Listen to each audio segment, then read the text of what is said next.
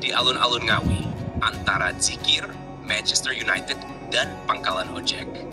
Subuh, zuhur, sampai asyar. Aku masih aja nongkrong di alun-alun Ngawi, kayak orang yang lagi demo tapi nggak tahu apa yang didemoin. Sambil nunggu Ilham turun, aku mampir ke masjid. Niatnya mau sholat, malah nyasar baca mading.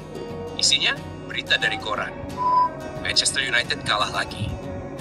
Waduh, hati ini langsung kayak ditusuk sedotan es teh. Dingin tapi nyelekit. Sebagai fans MU garis keras kepala maksudnya, berita kayak gitu tuh serasa kiamat kecil. Aku langsung flashback ke masa lalu, waktu awal-awal merantau ke Cikarang, Bekasi. Belum punya TV di kos, nonton bola pun penuh perjuangan.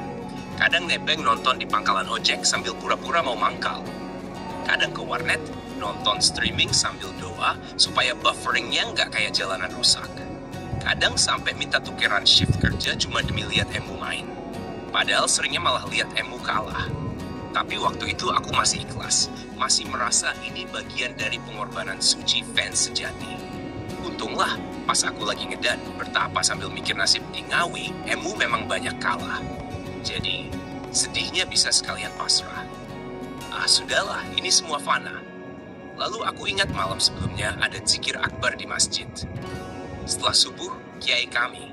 Orangnya santai, tapi kalau ngomong bisa bikin kita keringat dingin kayak abis lari keliling lapangan 7 kali, ngetes zikir para murid. Kiai bilang, zikir itu bukan cuma bibir komat kamit, tapi batin juga harus ikut berzikir. Kami semua cuma bisa menunduk kayak ayam kehujanan. Memang sih, zikir kami baru sebatas suara, belum masuk ke hati. Batin masih kebanyakan diisi Manchester United, diskon Shopee, dan utang di warung sebelah.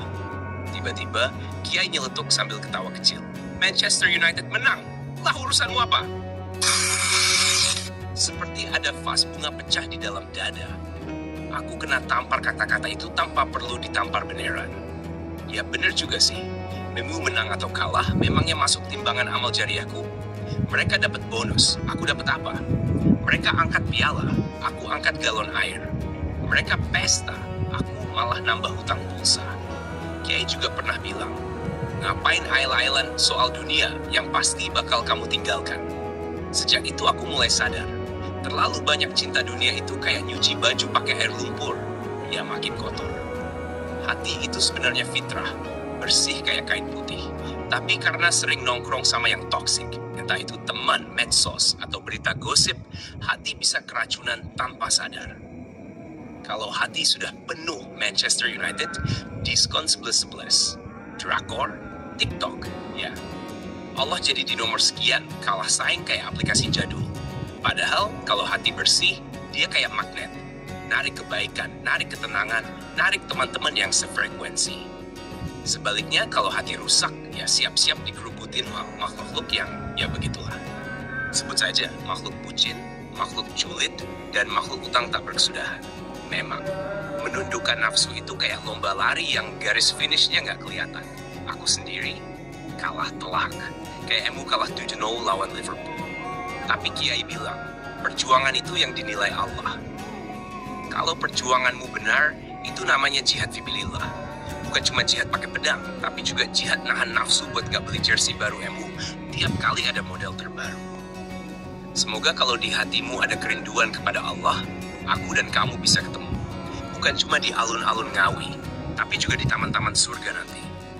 Setelah zuhur, aku mojok di masjid sambil wiridan. Bawa 2 tasbih, kayak juragan tasbih keliling.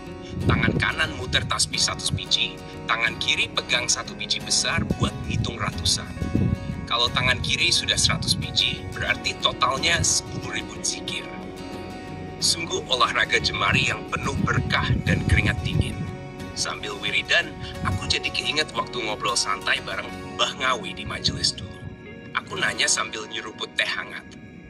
Mbah, kok bisa kenal sama Kiai itu awalnya gimana? Mbah Ngawi, yang mukanya selalu siap sedia buat senyum kapan saja, jawab sambil ketawa kecil. Loh, waktu itu aku di masjid di Kudus lihat Mas Andra. Orang Nganjuk, zikiran lama banget pakai 2 tasbih. Lah, aku kan penasaran, ini tarekat apa kok kayak mainan Rubik 2 biji? Tiap kali dikasih makan juga bilangnya lagi puasa. Akhirnya aku diajak sama Mas Andra ke sini. Aku nyeletuk penasaran.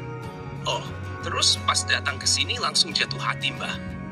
Mbah Ngawi ketawa cekikikan. Matanya berbinar. Iya, langsung klik. Hek, and musik slow dipelainkan. Balik lagi ke masjid. Aku lagi serius zikir, jemari muter tasbih kayak spinner kecepatan tinggi. Tiba-tiba dari belakang ada suara pelan. Mas, maaf ganggu, mohon diterima. Aku nengok, ternyata ada seorang mas-mas yang badannya nunduk sambil ngasih uang. Seketika aku kaget. Loh, bukannya ini orang yang kemarin juga ngasih aku duit di jalan? Aku refleks jawab, loh sampean lagi, mas yang kemarin kan? Dia cengengesan dikit sambil bilang, iya mas, mohon doanya aja ya. Saya pamit. Langsung ngeloyor keluar masjid sebelum aku sempat nanya banyak. Aku lihat uang 20.000. Tapi tetap uang itu aku simpen dulu, wiridanku lanjut.